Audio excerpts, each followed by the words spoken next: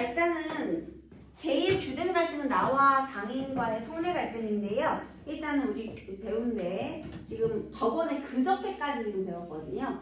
얘가 오늘 아침에 오늘 장인이랑 싸운 게 있어. 근데 내가 사실은 장인이 미워서 그런 게 아니야. 그래서 내가 왜 장인이랑 싸우게 된지 얘기를 해줄게 라고 하면서 내가 3년 전에 대리사에 들어왔거든. 근데 이제 성례를 안 시켜주는 거야. 왜냐면 정수영 키가 안 자란대. 그래서 작년 봄에도 내가 좀 이렇게 미적거리가 이게 내가 화가 나가지고 미적거리니까 장인이 나한테 돌을 던졌어. 그래서 내가 발목을 뼈가지고 일을 못하니까 가을에 성례 시켜주마 하고 약속을 하는 거야. 그래서 내가 열일한 적이 있었거든요. 남들이 막 이틀 걸릴 거를 막 하루 반만에 막 다 해놨어.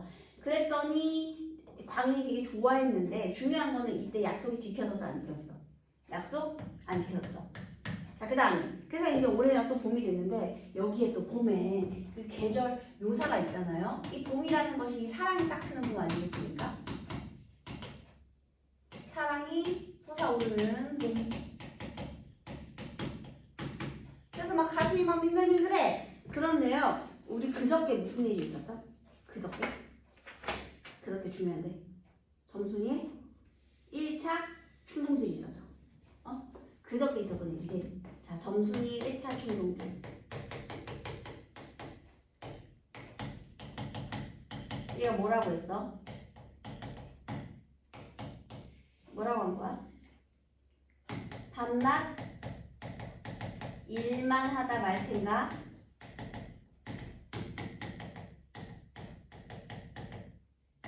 이렇게. 원래 점순이는요, 맨날 흙바닥에다가 밥 맨날 넘어지고 막 그래가지고 막 이러는데, 그날따라 밥을 얌전하게 갖고 오더니, 밤낮 일만 하다 말 텐가? 이러는 거야. 그 내가, 아니, 그럼 어떡해? 그랬더니 점순이가 뭐라 그랬어? 아니, 성례시켜야 달라고 해야지 뭘 어떡해? 라고 하면서 이렇게 좀 적극적으로 그렇게 얘기했었죠. 그래가지고 내가 이렇게 좀 그런 일이 있었어요. 충동질을 받았었죠. 좀 적극적으로 해라 이런 뜻이었죠. 자, 그래서요 어저께 내가 아침에 나의 꾀병이 있었던 거예요. 그리고선 장인이 나한테 이번에 뺨을 올린 거죠. 그래서 뺨을 때리고요. 장인이 나한테 뺨을 때리고 그 다음에 보통 같으면 이제 이렇게 넘어가야 되는데 여기서 끝낼 수 없어. 왜냐면 점순이가 그저께 나한테 이런 일이 있었잖아. 그래서 꾀병 부리고 얘 뺨 맞았었죠. 그 다음에 어디를 찾아갔어? 구장을 찾아가.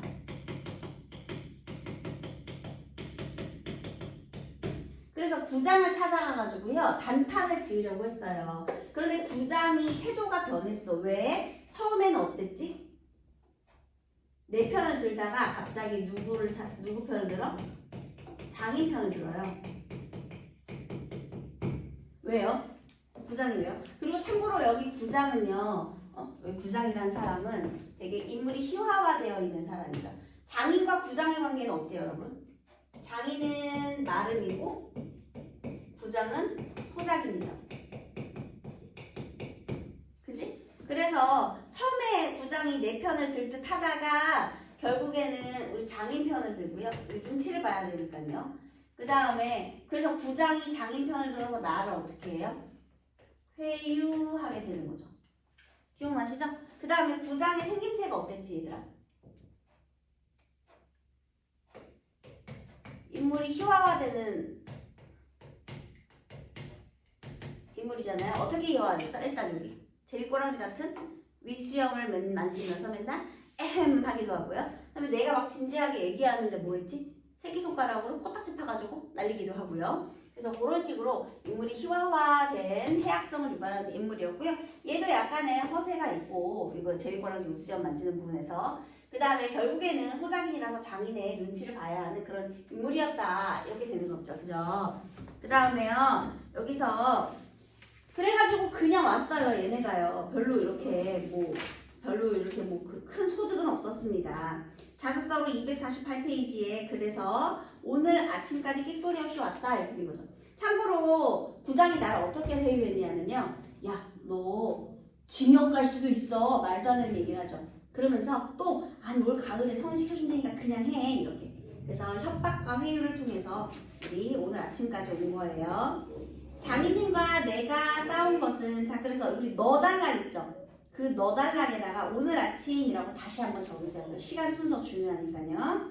그래서 내가 쌓은 것은 지금 생각하면 전혀 뜻밖의 일이라 안 할 수 없다. 장인님으로 말하면 요즘 막 자기들에게 행세를 좀 하고 싶다고 해서 돈 있으면 양반이지 별게 있느냐 하고 아랫배를 툭 내밀고 걸음도 뒤틀리게 걷고 하는 이 판이다. 여러분 장인도 뭐가 있어요? 허세. 그 다음에 명예욕이 있지. 양반처럼 보이고 싶은 거야. 그래서 걸음을 뒤틀리게 걷는 건 뭐예요? 양반들은 원래 어떻게 걸어야 된다고? 이렇게 팔자걸음 걸어야 된다고. 그러니까 배 내밀고 이루고 다니는 거야. 허세 있게. 그래서 이까진 낮좀 두들기다 남의 땅을 가지고 뭐처럼 닦아 모았던 가문을 망친다든지 할 어른이 아니다. 또 나로 던지면 아무쪼록 잘 돼서 정순이가 얼른 장벌 들어야 하지 않느냐. 자, 이게 무슨 의미냐면요.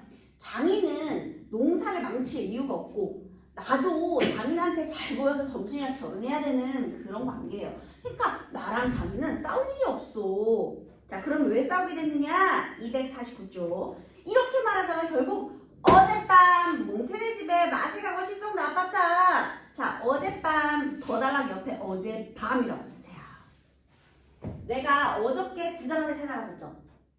그 다음 구장 찾아갔다가 구장이 내 편 들다가 장인 편 들면서 나를 회유했잖아요. 그래서 그냥 왔죠. 소득 없이. 그러고 나서 자 어디를 찾아갔어요? 이번에는 뭉태를 찾아간 거예요. 이번에는 뭉태네 집에. 이거 밤이에요. 밤. 어제 밤. 그래서 뭉태를 찾아감. 마실 간다. 산책 간 거예요. 그래서 뭉태네 집에 갔어요.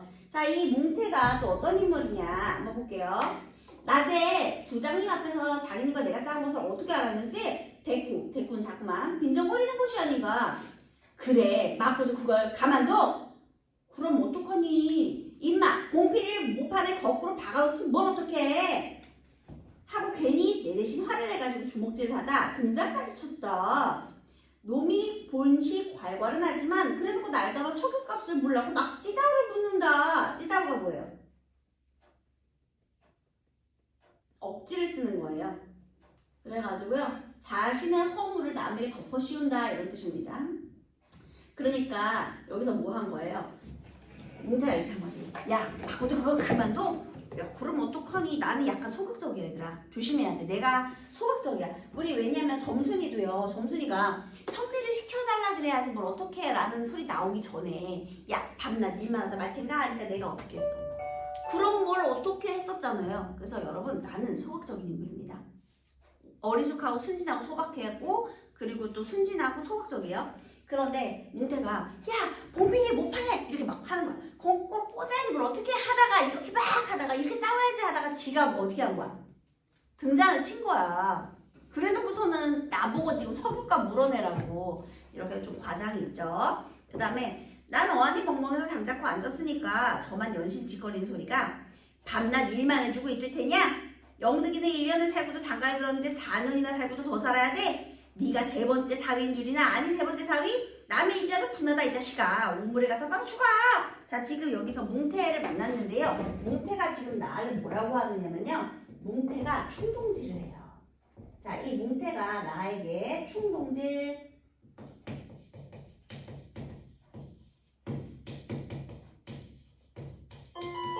을 합니다. 자, 근데 여기서 잠깐 우리 있잖아요.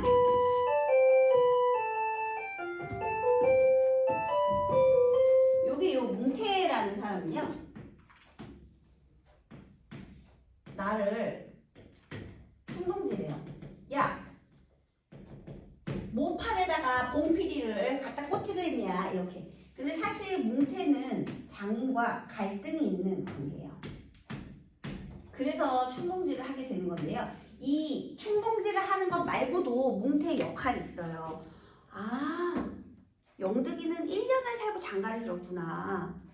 그럼 4년이면 되게 오래되는 거네. 그 다음 내가 대릴사위로 들어온 몇 번째 사위다?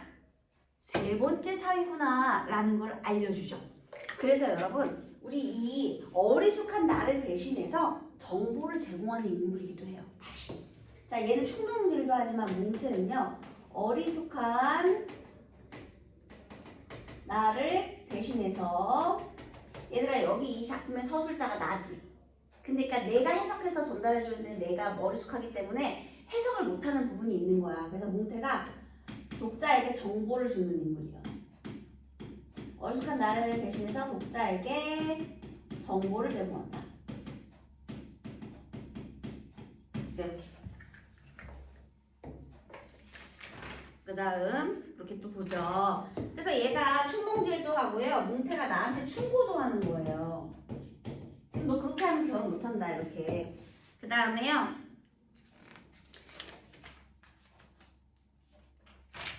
나중에는 겨우 손톱으로 목을 따라고까지 하고 손톱으로 목을 따버리지 그랬냐 이렇게. 그 다음에 제 아들같이 함부로 훅닥이었다. 훅닥이다 막 들볶다 이런 뜻이요. 별의별 소리를 다해 그대로 옮길 수는 없으나 그 줄거리는 이렇다. 자, 우리부터 괄호 시작하세요. 그 러달라 끝까지 이것이다까지 쭉 끝까지. 여러분 이게 뭐예요? 요약제시죠. 요약제시 이 부분 다 중요한 부분이에요. 지금 누가 요약제시 하냐면 몽테의 말이 너무 길어서 저술자인 나가 요약제시 해주게 되겠습니다. 우리 장인님은 딸만 셋이 있는데 맏딸은 재작년 가을에 시집을 갔다. 정말은 시집을 간 것이 아니라 그 딸도 대리사위를 해가지고 있다가 내보냈다. 그런데 딸이 10살 때부터 19, 즉 10년 동안에 대리사위를 갈아들이기를 독리에선 사위 부자라고 이름이 났지만은 이거 반어죠. 반어로 비판하는 거죠. 독리에서 14놈이란 참 너무 많다. 10년 동안에 14명. 장인님이 아들은 없고 딸만 있는 거로 그 다음 딸을 대리사위를 해 올해까지는 부려먹지 않으면 안 된다. 물론 머슴을 두면 좋지만 그건 돈이 드니까. 그러니까 이렇게 잘 살면서도 돈 아끼려고 완전 인색하죠. 일 잘하는 놈을 고르느라고 연팍 바꿔들였다. 또 한편 놈들이 욕만 줄창 퍼붓고 심의도 부려먹으니 속마음이 상해 달아나기도 했겠지. 정순이는 둘째 딸인데 내가 일테면 세 번째 사위로 들어온 셈이다. 내 다음으로 네 번째 놈이 들어올 것을 내가 일도 참 잘하고 사람이 좀 어수룩하니까 장인님이 잔뜩 붙들고 놓질 않는다. 셋째 딸이 이제 6살, 적어도 10살은 돼야 대릴사위를 할 테므로 그동안은 죽도록 부려먹어야 된다. 자, 여러분 우리 첫째 딸을 몇 살에 시집 보내? 19살에 시집 보낸 거야. 왜? 정순이가 12살 될 때까지 기다렸던 거예요. 13살 될 때까지 기다렸던 거야. 그래가지고 그 옛날에 19살이면 되게 늦게 시집 간 거야 얘들아. 그래서 무려 9년 막 10년을 부려먹었다? 그런 다음에 지금 정순이 16살이잖아 얘들아. 그런데 셋째 딸이 중요한 건 이제 6살이야. 그러면 최소한 10살? 그러면 최소한 몇 년은 내가 더 있어야 돼? 4, 5년은 더 있어야 되는 거야. 그래서 이제는 속 좀 차리고 장가를 들어 달라고 때를 쓰고 나 자빠져라 이것이다. 자, 우리 몽테가 상황을 객관적으로 전달해주고 있죠. 그래서요, 요 장인의 속내를 객관적으로 잘 파악해주는 그런 인물이에요. 정보를 제공하고 있죠.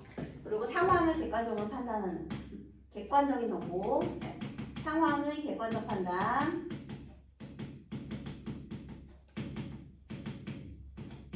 정보를 제공해서 우리가 독자로 하여금 상황을 객관적으로 이렇게 판단할 수 있도록 해주는 거예요. 그래서 이거는 이제 몽테의 이야기거든요.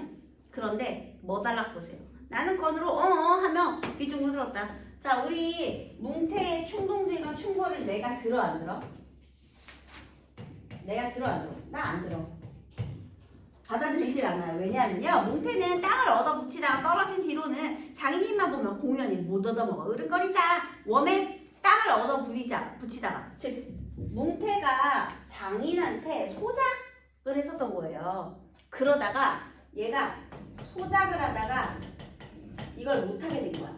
왜? 뭐가 있네. 상해는 그 다음에 그것도 장인님이 저 달라고 할 적에 제 집에서 위한다는 그 감투 예전에 원님이 쓰던 것이래나 뭐래나 그 옆구리에 뽕뽕 좀 먹은 걸레 같은 거 그거를 선뜻 주었다면 그럴 리도 없었던 걸. 이 몽테네가요 몰락한 양반 출신이었던 거예요. 그래서 집에 옛날 조상님이 원님이었던 거야. 그래서 감투가 있었던 거예요. 자, 여기에서 소작을 못하게 된 이유는 바로 감투 때문인데요. 얘는 이게 집안의 보물일 거 아니야. 집안의 가보일 거 아니야. 그런데 장인이 이 감투를 달라고 했어요. 그런데 내가 이 감투를 내가 아니죠. 몽태가 감투를 주지 않은 거예요. 그래서 소작을 못하게 된 거야. 보복으로. 그래서 사이가 안 좋은 거야 지금 둘이. 자 그럼 이 감투는요. 장인의 무엇을 보여주는 거죠? 장인이 감투를 왜 갖고 싶어 했을까? 얘도 그 양반이 되고 싶은 거지. 허세예요 허세. 그래서 이 감투는요. 장인의 허세를 보여주는 거죠.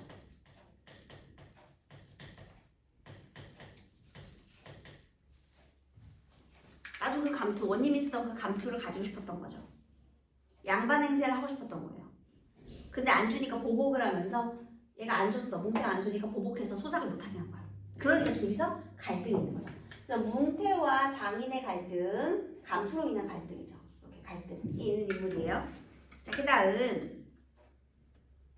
그러나 나는 몽태란 놈의 말을 전수히 고지 듣지 않았다. 모두 다 고지 듣지 않았어요? 꼭 고지 들었다면 간밤에 와서 장인님과 싸웠지 무사히 있었을 리가 없지 않은가.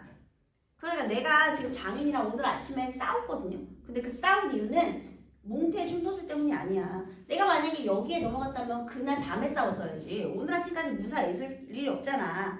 그러면 왜 싸웠느냐? 그것은 그러면 다른 게까지 인심을 잃은 장인님이 혼자 나빴다. 점순이의 충동질이 중요했네. 또 실토이지. 나는 점순이가 아침상을 가지고 나올 때까지는 오늘은 또 얼마나 밥을 남았나 하고 이것만 생각했다. 여러분 버달락에다가 오늘 적으세요. 버달락. 그래가지고 이제 오늘 아침까지 온 거예요. 자, 오늘 아침입니다. 자, 점순이가 아침상 갖고 오는데요. 지금 나는 내 밥에 얼마나 뭐가 있지, 오늘 반찬 뭐지, 오늘 메뉴 뭐지, 요거만 생각했대요. 상에는 된장찌개하고 간장 한 종지, 조밥 한 그릇, 밥보다 더 수북하게 많이 남은 산나물이 한 대접. 이렇다. 나물은 점순이가 틈틈이 해오니까 두 대접이고 네 대접이고 멋대로 먹어도 좋으나 밥은 장인님이 한 사발 외엔 더 주지 말라고 해서 안 된다. 얘들아, 점순이가 나한테 관심이 있죠. 애정이 있죠. 그러니까 이렇게 나물도 많이 주는 거야. 근데 밥은 안 되는데 장인 진짜 완전 구두쇠다. 그치? 인색해요.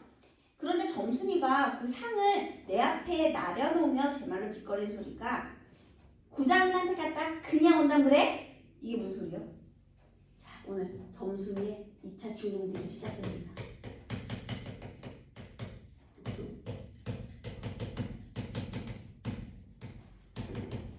얘가 뭐라 그랬어? 부장한테 갔다가 그냥 와? 그 다음에 불만이죠. 하고 엊그제 산에서와 같이 엊그제 산에서 무슨 일 있었어? 밤낮 일만 안 할 텐가 이거 있었지. 그렇게 자꾸만 아주 몹시 쪼가거린다. 대우는 몹시예요. 몹시 쪼가거린다. 나는 내가 더 단단히 덤비지만 않고 만 것이 좀 어리석었다. 속으로 그랬다. 나도 저쪽 벽을 향하여 외면하면 내 말로 안 된다는 걸 그러면 어떡한다. 아우 수동적이고 소극적이죠. 하니까 쇠물 잡아채지 그냥 너 이 바보야. 중요한 건 이거예요. 쇠물이 수염이거든요. 잡아채야지. 그걸 그냥 두냐 이 바보야. 자, 1차 충동질은 밤낮 일만 하다 갈 텐가 였어요. 2차 충동질은 수염을 잡아채야지 이 등신아 되겠습니다. 여러분. 이 바보야 바보 이렇게 된 거야. 하고 또 얼굴이 빨개지면 상을 내며 세죽하니 튀들어가지 않느냐. 이때 아무도 본 사람이 없었기에 망설이지 보았다면 내 얼굴이 애미를 황새 새끼처럼 가엾다 했을 것이다. 자, 이 말을 들은 나의 반응. 부모이를 황새 새끼처럼 가엾어진 나의 표정. 이렇게 되겠습니다. 자, 그러면 여러분 내가 장인과 싸우게 된 직접적인 계기는 뭐예요? 점순이의 2차 충동질 되겠습니다. 이게 싸움의 직접적 계기예요. 바보! 이게. 알겠지? 요 바보 소리가 직접적인 계기. 그러니까 지금 계속 결혼을 하고 싶지. 근데 1차 충동질도 영향을 미치긴 했지만요. 이 1차 충동질 때문에 얘가 결국 여기에서 꾀병을 부려가지고 부장한테 찾아가게 된 거예요. 그지? 그러다가 회유에 넘어갔지. 그러다가 얘가 2차 충동질을 했잖아. 그래서 이 2차 충동질, 이게 바로 싸움의 직접적인 원인이에요.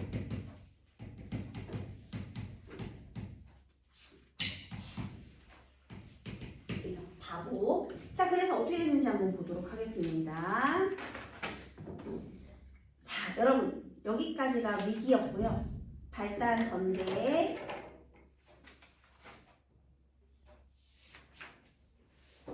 얘가 지금 있잖아요. 우리 구성이요.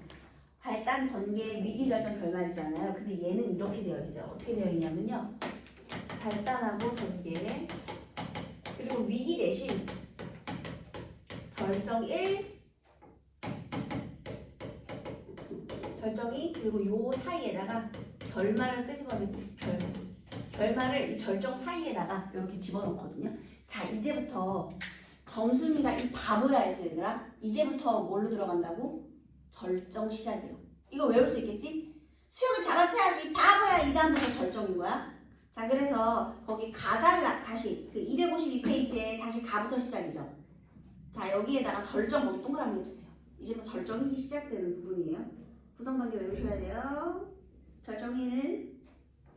사실 이때만치 슬펐던 일이 또 있었는지 모른다. 나 너무 충격받았어요. 얘들아, 너네 우두망찬하다 라는 뜻 알아? 어이가 없어 하얗게 질릴 때 우리가 우두망찬, 어이가 없어서 너무나 우두망찬하다라고 하는 거예요. 그래서요, 다른 사람은 암만 못생겼다 해도 괜찮지만 내 아내 될 정순이가 나를 병신으로 본다면 신세는 참 따분하다. 밥을 먹은 뒤 지게를 지고 일터로 가려고 하다가 도로 벗어 던지고 바깥마당 공서부에 들어누워 나는 차라리 종근이만 같지 못하다 생각했다. 내가 일 안 하면 장인님 저는 아이가 먹어 못하고 결국 농사 못 짓고 만다. 뒷집으로 트름을 꼴꺽하고 대문 밖으로 나오다 날 보고서 이 자식아 너 왜 또 이러니? 자, 왜 또 이러니? 우리 어저께도 내가 꾀병을 부렸었잖아요. 그치? 그래서 이거 있은 다음에 또 꾀병을 부려. 관객이 났어요. 아우 배야. 자, 지금 이제 이 얘기를 듣고 충격에 빠진다. 충격을 받아서 이제는 어떻게 됐어요? 다시 또 꾀병 부리는 거야. 또 나의 꾀병. 꾀병부터 시작이야. 관객이 뭐래? 관객이 뭐래? 배알이야, 배알이. 장염입니다, 장염. 이렇게 따지면. 그래서 그 막 설사도 하고 그다음에 토도 하고 막 이런 거 토병 이런 거 나온 거예요. 그래서 관객이 났어요. 아이고 배야. 여기 또 꾀병이거든요. 여러분 꾀병이 있었잖아. 여기는 그냥 자기 이거 일어나기 싫어가지고 꾀병 부린 거고 여기 뺨 맞은 장면이 어저께 장면이에요. 그리고 또 꾀병 부리는 관객 난 장면은 오늘 아침 장면입니다. 밥 먹고 나서 정순이 2차 충동질 후에 알겠지? 그래가지고 황국이 나서요. 아이고 배야. 기껏 밥 처먹고 나서 무슨 관객이야. 남의 농사 벌어주면 이 자식아 징역 간다. 봐라. 요거 괄호해볼래요? 징역 간다. 어저께 구장을 찾아가가지고 구장이 처음에 내 편 들다가 장인 편을 들게 된 이유는요. 장인이 귓속말을 했었을 거거든요. 장인의 귓속말. 후에 구장이 이렇게 했거든요. 근데 우리 이 구장이 나한테 따로 불러서 회의를 했단 말이에요. 근데 그때 징역 얘기했었죠. 사실 이 징역 얘기 누가 꺼낸 거야? 장인이 구장한테 말했다는 걸 알 수가 있는 거예요. 그래서 거기 괄호한 데다가 그 징역에다가 장인이 구장한테 한 말이었다라는 걸 알 수 있게 해준 거죠. 그 귓속말에 대해서 이런 거. 야, 징역 간다고 하면서 쟤는 잘 구슬려봐. 그래야 내가 올 가을에 너한테 논도 주고 그럴 거 아니냐 이런 얘기를 했었겠죠.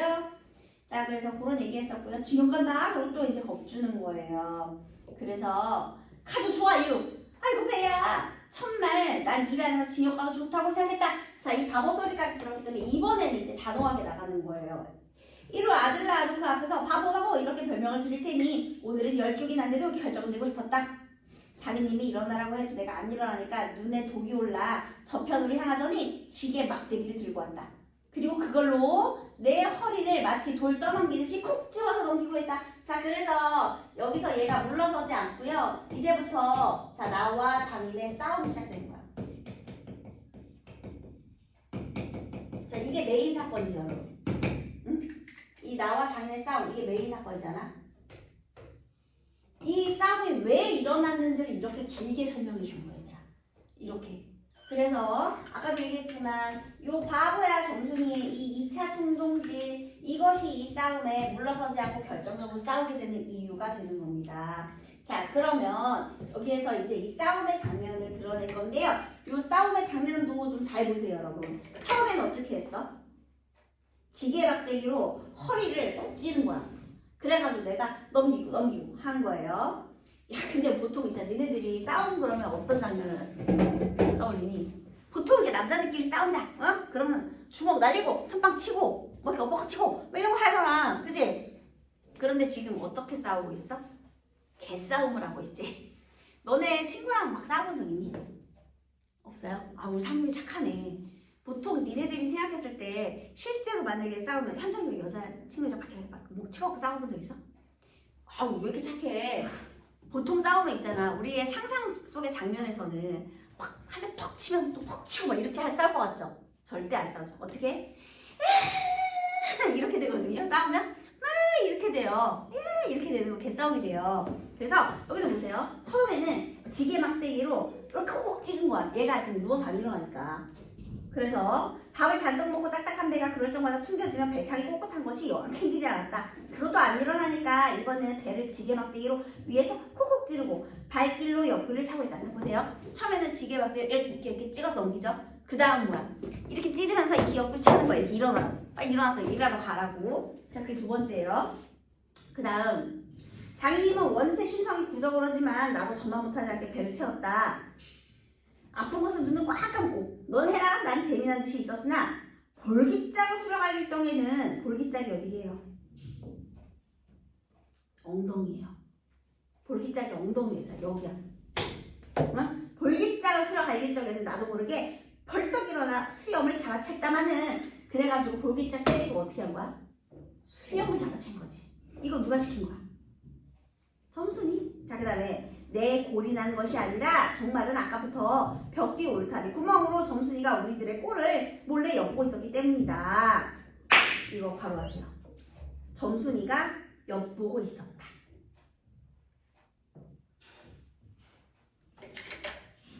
자, 여러분 순서 볼게요. 원래 장인이 나에게 지게 막대기로 여기서 요거 이 싸움이 지금 여기 자리가 여기다가 쓸까? 아니야, 여기다가 쓸게. 자, 나와 장인의 이 싸움에서요. 둘이 싸움이야. 여기다가 이렇게 쓸게. 나하고 장인. 처음에 어떻게 된 거예요? 장인이 나를 공격했죠. 지게 막대기. 쿡 찔렀어요. 그런데 막 쿡쿡 찌르다가 어떻게 했어? 내가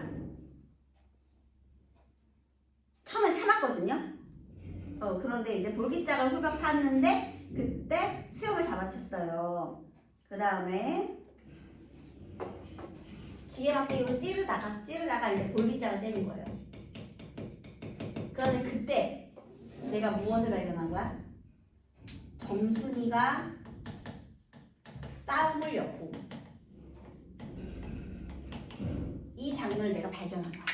점순이. 근데 아까 전에 바보 소리까지 들었는데 적극적으로 반격 안 하고 또 가만히 있으면 되겠어?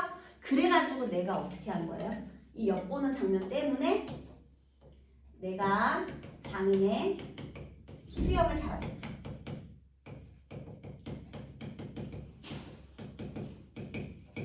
이렇게 된 거예요. 됐죠? 자, 그 다음에요. 가뜩이나 말 한마디 톡톡히 못한다고 바보라는데 몇가지 잔잡고 맞는 걸 보면 짜증 바보로 할 게 아닌가. 또 점순이도 미워하는 이까진 놈의 장인님. 자, 이까진 놈의 장인님 역시나 존대하고 경어를 같이 쓰고 비속어하고 존대를 같이 써서 또 해악성을 유발하는 거죠.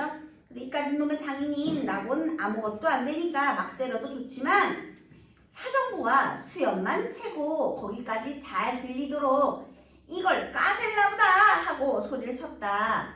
자, 여기서요. 원래 딸도 미워하는 장인님이 더 패도 되지만 내가 그냥 수염 정도만 잡아채고 그리고 허세를 부린 거죠. 말로. 이걸 까셀라보다. 자, 이거 누구 들으라고 한 말이야? 점순이한테 멋있게 보이려고. 나 정말 멍청하죠. 그러면서 여기 보세요. 내 원대를 했으니 점순이는 퍽 깊었겠지? 아, 병신이죠, 병신. 정말 어리숙합니다. 자, 눈치가 없어요. 하고 소리를 쳤다. 장인님은 더 이야기 바짝 올라 잡은 참 지게막대기로 내 어깨를 그냥 날아갈겼다. 자, 그래가지고 봐봐, 여기 봐봐. 내가 이렇게 수염을 잡아채니까 그걸로 내 어깨를 팍 친 거예요. 그쵸? 정신이 다 아찔하다. 그래서 이제 내가 수염을 잡았으니까 세 번째, 장인이 지게막대기로 나의 어깨를 빵 친 거죠. 지게막대기로 친 거예요. 자, 그러자 다시 고개를 들었을 때 그땐 나도 온몸에 약이 올랐다. 이 녀석의 장인님을 하고 눈에서 불이 퍽 나 그 밭 아래에 있는 넝알로 그대로 때밀려 굴러버렸다. 그래서 이렇게 밀어버린 거야. 기어오르면 굴리고 굴리면 기어오르고 이러기를 한 너댓 번을 하며 그럴 적에 부려만 먹고 왜 성례 안 하지요? 하면서 계속 민 거야. 이렇게. 자, 보세요. 또 이번에 네 번째요. 자, 그래가지고 내가 열받아가지고 내가 장인을 밀치기. 굴려보낸 거예요. 그 다음에 나는 이렇게 호령했다. 하지만 장인님이 설득 오냐. 내일이라도 성례시켜주면 했으면 나도 그 성가신 걸 그만둘지 모른다. 얘들아 밑으로 기어 올라 이렇게 떨어졌으니까 기어 올라가야 될 거 아니야. 근데 계속 미는 거야. 못 올라오게. 그러고 있는 장면이요. 나야 이러면 때린 건 아니니까 나중에 장인 쳤다는 누명도 안 들을 터이고 얼마든지 해도 좋다. 여러분 여기까지만 보면 수영자가 쳤죠. 그리고 계속 밀었죠. 아직 친 건 아니라는 거야. 내 말은. 한 번은 장인님이 헐떡헐떡 기어 올라오더니 자 그래서 이제 드디어 밀다가 계속 굴려보냈거든요. 그러다 이 장인이 올라왔어요. 올라온 장인이 내 바지가르기를 이렇게 노리고 단박 움켜잡고 매달렸다. 아! 소리를 치고 나는 그만 정신이 다 팽그릇 도는 것이. 자 그런데 이제 장인이 어떻게 한 거예요? 나의 바지가랑이를 잡아챈 거죠. 여러분 우리 남자들은 알 거예요. 여기 잡아갖고 이렇게 하면 어때? 고통. 말 못할 고통 있죠? 엄청 아프지? 뭔지 알겠지? 바지가락 이렇게 그 들어 올린 거야. 엄청 아파. 지금 엄청 아픈 장면이야. 근데 이 싸움의 장면이 없더니 너무 개싸움도 너무 해학적이지, 그치? 이게 뭐 멋있게 싸우는 것도 아니고 밀고 막 바지만 이렇게 들어 올리고 뭔지 알지? 이렇게 들어 올리면 막 엄청 아프단 말이에요. 그래가지고 이 바지를 끌어올렸어. 그랬더니 이 바지를 잡고 막 이렇게 매달린 거야. 그랬더니 내가 너무 아픈 거야. 그래서 내가 뭐라고 하느냐?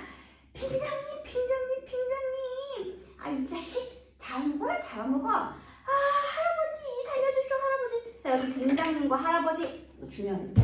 그래서 바지를 잡았어요. 그래서 너무 아프니까 자, 이제 여섯 번째. 내가 장인에게 자, 뭐라고 했다? 처음에는 빙장님 그리고 플러스 할아버지. 여러분, 자, 요거 누가 누구에게 한 소리라고요? 빙장님하고 할아버지? 내가 장인을 향해서 한 말. 내가 한 말이에요. 나. 다급하니까. 그래서 요 부분이 절정 첫 번째 부분이 되겠습니다. 살려달라는 거지. 호칭. 자, 이거 호칭 변화가 있는 거예요. 호칭 변화. 다급해요. 아프니까. 말 못한 고통을 남자친구들은 알 거예요. 그 다음에 하고 두 팔을 허둥지둥 내던 적에는 이마에 진땀이 쭉 내솟고 인젠 참으로 죽나 보다 했다. 그래도 장인님은 놓질 않더니 내가 기어이 땅바닥에 쓰러져서 거진 까무러치게 되니까 놓는다. 그래서 이제 거의 죽기 직전까지 고통을 당했죠. 더럽다. 이게 장인님인가? 이게 속마음이 진짜 표출되고 있죠. 나는 한참을 못 일어나고 쩔쩔했다. 그지? 원래 좀 한참 아프고 허리도 두들겨내고 이런 거야. 그지? 그러다 얼굴을 드니 눈에 이제 보이지가 않는 거죠. 사지가 부르르 떨리면서 나도 엉금엉금 기어가 장인의 바지가랑이를 꽉 엉키고 잡아는 거다. 나의 반격, 적극적 반격. 그래가지고 열받는 거야. 그래서 어떻게 된 거야? 자, 이제 7번. 이제 나의 역전이. 그래서 내가 이렇게 장인이 나의 바지를 잡고 늘어졌잖아. 그래가지고 나도 어떻게 하는 거예요? 장인의 바지를 잡게 되는 거야. 똑같이. 볼까요? 넘어가서 254페이지. 여러분 거기에 결말 부분 있죠. 내가 머리가 터지도록 매를 얻어맞은 게 이 때문이다. 자, 뭐 때문이라는 거야? 내가 장인의 바지를 잡기 때문이에요. 여러분 상상되시죠? 지금 아까 장인 처음에 나 이거 했잖아. 나도 똑같이 요구해준 거야. 그래서 결국에는 그것 때문에 내가 머리를 얻어맞게 되는데요. 자, 여러분 내가 머리를 터지도록 얻어맞은 것이 이 때문이다 부터 지게를 지고 일터로 갔다 이 부분 있죠. 그냥 이거 통으로 있잖아. 이렇게 크게 박스 쳐. 네모.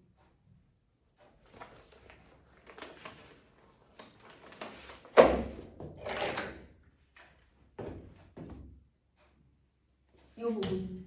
이게 결말이거든요. 선생님 결말 나중에 절정 2로 다시 놓으세요. 그러나. 그래서 내가 머리를 맞은 게 이것 때문인데 그러나 이때라는 건 뭐야? 지금 싸울 때는 그걸 모르고 장님을 원수로만 여겨서 잔뜩 잡아당겼다. 다시 잡아당기는 거야 지금. 누가 누구의 바지를 잡아당겨? 내가 장인의 바지를 잡아당기는 거죠. 그래서 거기 원수로만 여겨서 잔뜩 잡아당겼다에 줄 치세요. 그래서 이거 써. 내가 지금 장인 바지 잡아당기고 있는 거야. 나 장인 바지. 그래서 장인이 이제 고통스러울 거 아니에요. 여러분 이 부분이 뭐야? 절정인. 그 다음에 여기가 뭐야? 절정 2. 이렇게 되는 거죠. 그래서 처음에 뭐라 그래? 야 이놈아 너랑 나랑 장인님 햇손질을 하며 솔개미에 찬 닭의 소리 어겨우 다급한 소리예요. 연해 질렀다. 놓긴 왜? 이왕이면 호되게 혼을 내주리라 생각하고 짖고 싶어 댕겼다마는 장인님이 땅에 쓰러져서 눈물이 핑 도는 것을 보고 좀 겁도 났다. 내 묘함이 연약하니까. 그러다가 할아버지 놔라. 자 여러분 여기에서는 이제 장인이 나에게 어떤 호칭이 나오죠? 처음엔 이놈이었죠. 그런데 뭘로 바뀌었어? 할아버지라는 표현을 쓰죠. 그지? 아까 이놈 동그라미하고 할아버지 동그라미에서 이렇게 호칭 변화 또 적으세요. 그래서 이번에 이놈에서 또 할아버지. 자, 이 할아버지는 누가 누구에게 하는 말이야? 장인이 나에게 한 말. 이건 장인이 한 말이죠. 이거는 내가 한 말이고요. 그지? 여러분, 이 부분이요. 해악성이 최고조에 이르는 부분이에요. 자, 할아버지 놔라. 자, 이 부분. 해악성이 최고조에 이르는 부분. 내가 장인한테 할아버지라고 한 거랑 갑자기 그 장인이 나한테 할아버지라고 하는 거랑은 천지 차이지, 그치 얘들아? 이 부분이 가장 해악성이 최고조에 이르는 부분, 절정 2 부분이고요. 얼마나 다급했는지 알겠지? 그래서 너무 아프잖아. 이거는 이제 남자들만이 아는 고통이에요. 너무 아프니까 처음에 이놈아 하는데 안 오니까 할아버지까지 간 거예요. 그 다음 그래도 안 되니까 얘 점수다! 이제 딸한테 도움을 택하는 거예요. 그러자 이 악장에 이 악을 쓰는 장 안에 있었던 잠노니가 점순이가 헐레벌떡 단숨에 깨어났다. 구원군을 불렀거든요. 할아버지 한 다음에 이제 점순아! 점순이를 찾으니까요. 자 9번 이제 점순이와 장모님 참견. 점순이하고 장모님이 온 거예요. 그래가지고요. 나의 생각에 장모님은 자기 편이니까, 자기 남편이니까 역성을 하려는지도 모른다. 그러나 점순이는 내 편을 들어 속으로 고소해야겠지. 대체 이게 웬 속인지. 야, 아직까지도 영문을 몰라. 정말 병신 눈치 더럽게 없죠. 그쵸? 그래서요. 아버지를 혼내주기는 죄가 내려놓고 이제 와서는 달겨들며 애기머니 이 망할 게 아버지 죽이네 하고 내 귀를 뒤로 잡아당기며 마냥 오는 것이 아니냐. 그래서 갑자기 있잖아요. 얘 끼어들어가지고요. 나는 이제 점순이가 오는 걸 보면서 점순이가 내 편 들면서 고소해야겠지 했는데 갑자기 이게 웬일이야? 얘가 내 귀를 막 잡아당기면서 이 망할 것이 아빠 죽이는데 갑자기 누구 편을 들어? 아빠 편을 들어. 나는 영문을 모르겠는 거야. 이게 도대체 뭐야? 이렇게 되는 거야. 그래서 그만 여기에 기운이 탁 빠지면 나는 얼빠진 둥실 되고 말았다. 당황한 거죠. 장모님도 덤벼들어 한쪽 귀마저 뒤로 잡아채면 또 우는 것이다. 그래서 보세요. 나는 이제 의기양양해가지고 이러고 있는데 막 자기 바지가랑이 잡고서는 막 이러고 있었거든요. 근데 갑자기 양쪽으로 이쪽 귀는 점순이가 잡아당기고 이쪽 귀는 장모님이 잡아당기고 나 어안이 공공한 거야. 장모님은 그렇다 쳐. 자기 남편이니까 점순이는 뭐야. 그래서 이렇게 꼼짝도 못하게 그러니까 내가 이제 그렇게 한다면 이제 힘이 다 빠졌거든요. 그랬더니 이제 장인님이 일어났어. 점순이하고 자기 마누라 때문에 살았지. 그래서 일어난 장인님이 지게 막대기를 들어 사뭇 나려 조렸다. 그렇게 해서 내 머리를 막 때린 거야. 이 새끼가! 그러면서 이제 마지막에 이렇게 정순이가 이제 정순이하고 장모님이 나의 귀를 잡아당기고 그 다음 이제 마지막으로 이제 일어난 장인이 일어나서 이제 나에게 지게 막대기로 머리를 때린 거죠. 머리를 조진 거죠. 내가 머리를 두드려 맞은 게 이 때문이다라고 아까 얘기했었잖아요. 그쵸? 그래서요. 그러나 나는 구태여 피하려지도 않고 암만 해도 그 속을 알 수 없는 정순이의 얼굴만 멀건 들여다보았다. 이때까지도 당황한 거야. 그러면서 장인이 말해요. 이 자식, 장인 입에서 할아버지 소리가 나오도록 해! 이게 화가 났죠. 이해했어요? 그래서 이 부분이 절정 부분이었고요. 다시 결말로 가겠습니다. 결말이에요. 아까 돌아가서 아까 네모에 넣었던 곳. 그래서 내가 머리가 터지도록 얻어맞은 것이 이 때문이다. 그러나 여기가 또한 우리 장인님이 유달리 착한 곳이다. 여기 너무 순진해. 너무 착해. 여느 사람이면 사경을 주어서라도 당장 내쫓았지. 터진 머리를 불솜으로 손수 찢어주고, 불솜이라는 게 이제 그 솜방망이. 그 다음에 호주머니에 희연 한 몰 넣어주고. 여러분 희연은요 그 30년대 담배 이름이거든요. 그래서 이거 시대적인 배경을 알 수 있게도 해줍니다. 자, 어쨌든 담배도 챙겨주고 그러면서 올가을엔 성례를 꼭 시켜주마. 암만 말고 가서 뒷곳에 콩밭이나 얼른 갈아라. 자, 이것도 뭐예요? 회유하는 거죠. 가머니설이죠. 하고 등을 두들겨 줄 사람이 누구냐. 근데 나 병신 같은 게 바로 이거예요. 나는 장인님이 너무 고마워서 눈물까지 났다. 완전히 어리숙하죠. 그죠?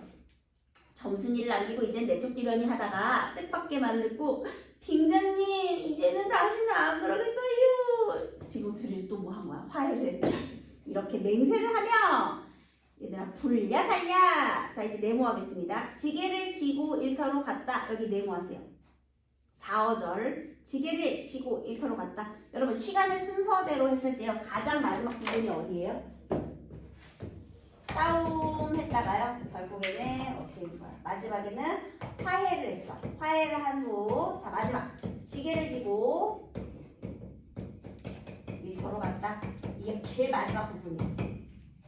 시간 순서상 가장 마지막 부분. 알겠죠? 이렇게. 화해 후에 이렇게 해서 이제 싸우다가 이제 화해해놓고 그 다음에 이렇게. 이게 시간 순서상 가장 마지막 부분이니까 이 부분 기억해주세요. 자, 그 다음 여기서 또 중요한 거 있죠. 정순이 도대체 인연 뭐예요? 응? 여기 장인과 나의 싸움이가 그렇다 치지만 성례 문제로 인해서 응? 나는 이렇게 장인과 갈등이 있다고 치지만 정순이는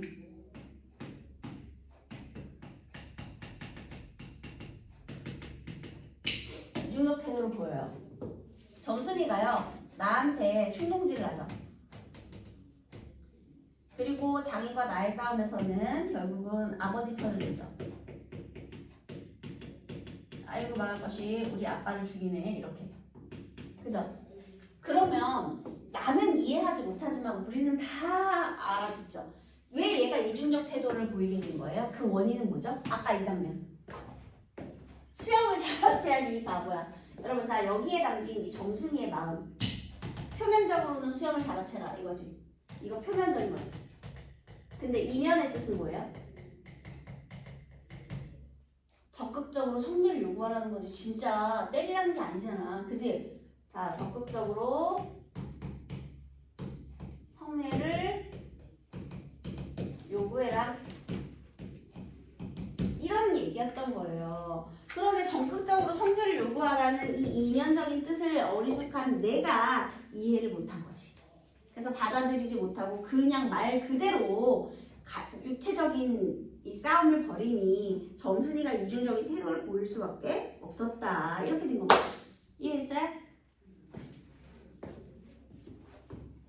자, 그래서 거기 255페이지를 보니까요. 절정 사이에 결말을 삽입한 효과 이렇게 써있죠. 이거 되게 중요해요. 별표하세요. 자, 그 다음에 여기서 구조가 되게 독특해요. 역순행적 구조도 알겠는데 특히 여기서 진짜 눈에 띄는 건 이 절정 속에 결말을 삽입한 구성이에요. 자, 왜 그래요? 결말을 절정 사이에 삽입하는 역순행적 구성을 통해 나와 장인 싸움을 우스꽝스럽게 극대화하고 또 작품의 긴장감 그리고 해학성 강조하죠. 줄 치세요. 작품의 긴장감과 해악성을 강조해요. 자, 그 다음에 또 하나요. 우리 이거 봄봄이잖아요. 여러분, 얘 결혼하겠니? 올가을에? 아니지. 또 반복되는 거지. 그렇게 하고서 또 반복되겠지. 그래서 아마 결혼 못할 것 같다. 이게 반복되는 갈등이다라는 걸 또 암시하기도 합니다. 자, 이렇게 반복, 도르마무처럼. 도르마무. 싸웠다 화했다, 싸웠다 화했다. 이렇게 되는 거죠. 그 다음에 점순이 이중적인 태도 이거는요. 오히려 나의 어수룩함을 두드러지게 하는 장치가 되죠. 내가 병신이라는 걸 강조하는 그런 효과가 있어요. 그죠? 아, 좋아요. 자, 그 다음에 또 아까 전에 사랑의 봄 얘기도 했지만 제목을 봄을 2번을 적은 이유는 아마도 이 갈등이 계속될 것이다, 반복될 것이다 라는 것도 알려주는 부분이 되겠습니다. 그 다음에 258페이지 2번 일제강점기 우리 농촌의 현실을 설명한 글입니다. 당시의 사회문화적인 상황에 대해서 알아볼까요? 라고 했는데요. 토지조사 사업을 실시하여 토지 소유자 및 토지의 형태와 면적을 확인하고 토지의 가격을 조사하였다. 토지조사 사업이 마무리된 이후 우리나라의 농민 대부분은 지주와 계약을 맺어 일정한 기간 농지를 빌려 농사를 짓는 소작인의 소지가 되었다. 계약한 기간 동안 수확이 적거나 지주와 사이가 좋지 않으면 계속 농사를 지을 수 없었고 높은 소작용 때문에 농민들의 삶이 어두워졌다. 자, 그래서요. 예시자만 다 줄치세요. 마름인 장인이 소작인이 마을 사람들에게 부린 횡포를 통해 일제강점기에 소작인이 겪었던 삶의 고통을 짐작할 수 있다. 지주 마름 소작인의 지배구조죠. 그 다음에 또한 점순이와 성례를 미끼로 나의 노동력을 착취하는 장인의 모습을 통해 대대사위제라는 전근대적 사회제도의 모순도 존재했다는 것을 알 수가 있다. 이렇게요. 특히 요 마름과 소작인의 갈등을 잘 보여주는 부분이 누구와 누구의 갈등이야, 얘들아? 장인과 몽태의 갈등이에요. 그래서 거기 밑에다가 장인, 몽태의 갈등 적으세요. 장인과 몽태의 갈등. 그래서 그 부분이 소작인과 마름의 갈등을 잘 보여주는 것이 바로 장인과 몽태의 갈등이에요. 선생님, 부장은요? 부장도 소작이잖아요. 부장은 장인 편 들었잖아. 갈등 안 했잖아. 그지? 장인 편 들어서 나를 회유했지. 장인이랑 싸우지 않았잖아요. 그렇게 된 거예요. 자, 그 다음 3번 발표하세요. 얘도 무조건 나옵니다. 이 설명을 참고해서 표현의 특징을 알아볼 건데요. 바로 해악과 풍자에 대한 내용이에요. 우리 선수들이 많이 사용하는 표현 방식으로는 해악과 풍자가 있어요. 해악이나 풍자는 모두 자, 공통점이에요. 과장과 왜곡을 통해 웃음을 유발하는 표현 방식 되겠습니다. 줄 치세요. 해악과 풍자의 공통점이 뭐라고요?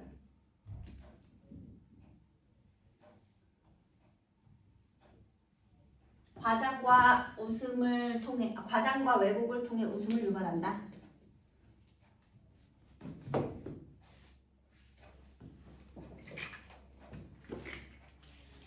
과장, 왜곡, 그리고 사실 인물의 희화화 이런 것도 있어요.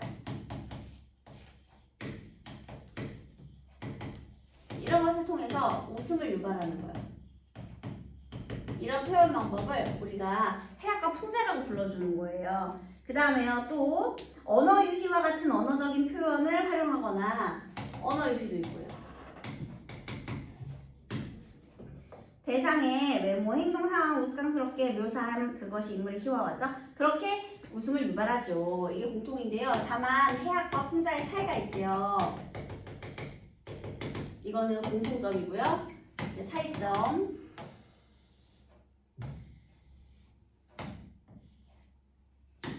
봅시다. 자, 무슨 차이가 있느냐. 다만 해악은 대상의 모자라고 엉뚱한 모습을 따뜻한 시선으로 감싸 안아 대상에 대한 동정심을 불러일으키는 표현이라면, 자, 대상에 대한 동정심. 그 다음 풍자는 대상이 지닌 결점이나 악행을 폭로해서 대상에 대한 부정적 인식을 드러내는 것이에요. 풍자는 대상을 비판적으로 인식하는 거죠. 풍자와 해악은 모두 웃음을 유발하는 표현이라는 점에서는 같지만 대상에 대한 인식에서 차이를 확인할 수 있어요. 동정심으로 인식하고 그 다음에 비판적인 인식을 하고요. 인식의 차이. 자, 그러면 여기서 또 하나, 선생님이 그때 저번에 처음에 얘기했죠. 풍자의 주체와 풍자의 대상과의 관계 수평적이죠. 근데 여기는 풍자의 주체와 풍자의 대상과의 관계가 수직적이죠. 그리고 풍자의 주체는 이 대상보다 도덕적 우위에 있어야 한다. 그래야 얘를 비판할 수 있으니까. 수평적 관계와 수직적인 관계, 이것도 기억을 해 두시면 되겠습니다.